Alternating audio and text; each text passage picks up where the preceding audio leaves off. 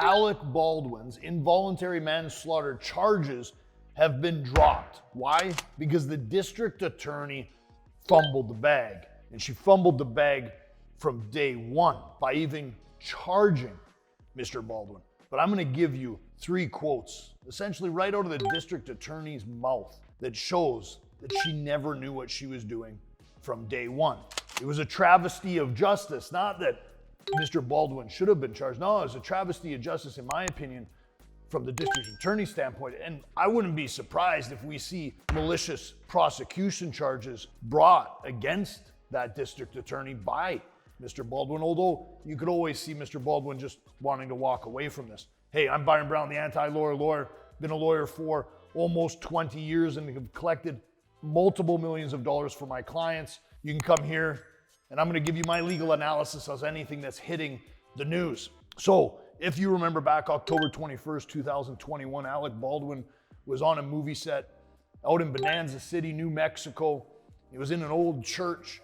It was a Western, and he was doing a crossbody draw with a handgun in a scene, and he held it up and he shot the gun, and the gun went off. There was an actual bullet in the gun, and he ended up killing Halyna Hutchins, and that bullet actually exited her, or a fragment of that bullet went on to hit Mr. Joel Sousa, who was injured as a result of that as well. So the district attorney in New Mexico, after obviously doing due diligence, you would think, right? Research, talking to experts, getting up to date on what happens in and around movie sets, and specifically the armory department, because that's the department that handles guns.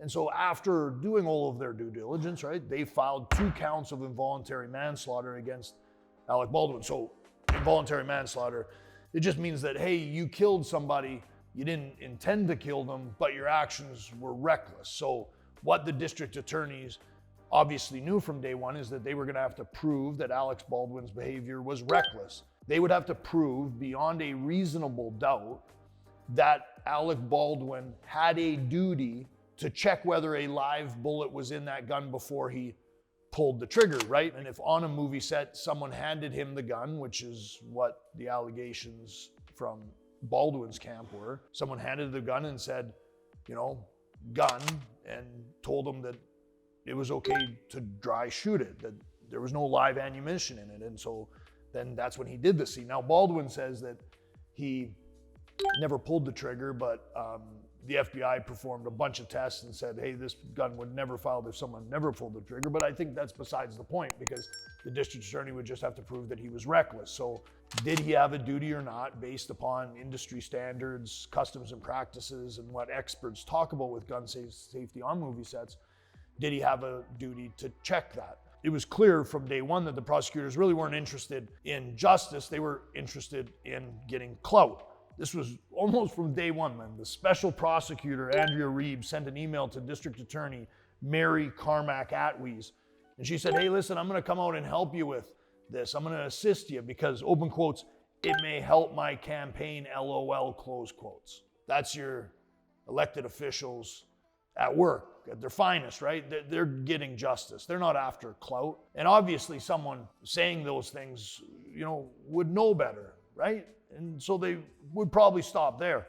Now, the district attorney, Mary Carmack Atwees, she also wanted to puff her chest and give Baldwin's camp and everyone else bulletin board material. She was quoted in saying, in New Mexico, no one is above the law and justice will be served. Like, we're coming after you, Mr. Baldwin. No one's above the law, not even Mr. Alec Baldwin, right? I mean, hey, if you're going to talk like that, you must be carrying a really big bat, right? If you're the district attorney, you must know that you are going to prove that Mr. Baldwin had a duty to check that gun, right? And maybe not charge him with a law that was passed after the shooting. That's right. So one of the gun enhancement charges that the DA tacked on to Mr. Baldwin was a law that was passed after this incident happened. The district attorney should know that no law is retroactive. No one can pass a law today to punish behavior that happened yesterday, but that's what the district attorney did. You think maybe they would have just admit that, right? After they decided to drop the charges, but no, this is what the district attorney's office stated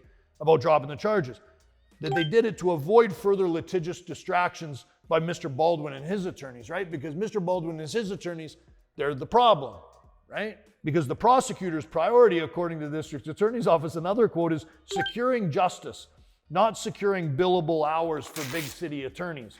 So now you're going to go after Mr. Baldwin's attorneys. Well, it seems like Mr. Baldwin's attorneys did their job and the district attorney didn't, because they ended up dropping the charges. So it's interesting, right? I talk about malicious prosecution because this is, you could have the case for it, right?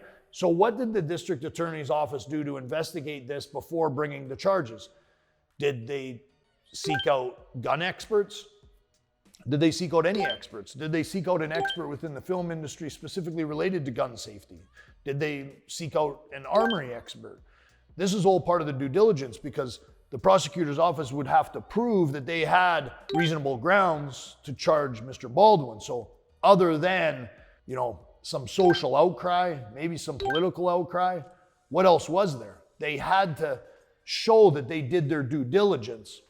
It just seems to me that they didn't, right? I mean, any Joe off the street, you start talking to him about movie sets and about how guns work. I mean, he would know that there's people on set to make sure the guns work safely. I mean, that just seems like common sense, right? Maybe not legal common sense for the district attorney, but not common sense nonetheless. And so this is why we don't trust some of our public officials, right? Because it just doesn't seem like they do their job properly.